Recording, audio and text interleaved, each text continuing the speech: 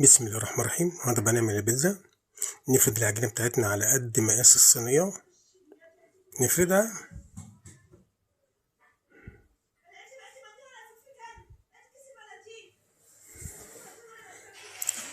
بعد كده هنحط الصلصة الجميلة بتاعتنا بعد ما نفرد ال3 صواني. هعمل 3 بيتزات النهارده، ادي ال3. نبدأ نفرد الصلصة بتاعتنا.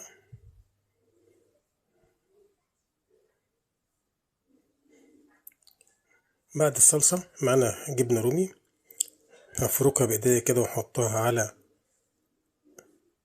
البيتزا من فوق. بعد كده اللحمة المعصجة، جميلة جدا البيتزا دي وطعمها رائع. عملنا 3 صواني باللحمة المفرومة المعصجة. نبدأ بقى نحط الفلفل بتاعنا الألوان أخضر وأحمر، هما دول اللي كانوا عندي. نبدأ بقى نحط الزيتون، ونبدأ نحط الجبنة الموزاريلا بتاعتنا وندخلها الفرن على الرف اللي في النص. هتستوي معانا وتاخد شكل جميل جدا، وتبقى مستوية من تحت ومن فوق ومن جوه كمان لذيذة.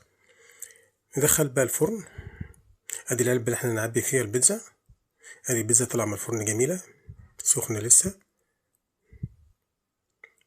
هنقطعها بأي حاجة عندك تقطعيها، ده جميل جدا. نجيب التانية، نحط دي ونجيب التانية. العلبة بتاعتنا اللي هنحط فيها، وادي التانية طعمها وريحتها جبارة جدا. برضو نقطعها بعد ما نطلعها من الصينية. بسم الله ما شاء الله على الجمال. ادي البيتزا بتاعتنا، نطلع خرطة كده نشوفها، جميلة لذيذة روعة بصراحة. بسم الله ما شاء الله.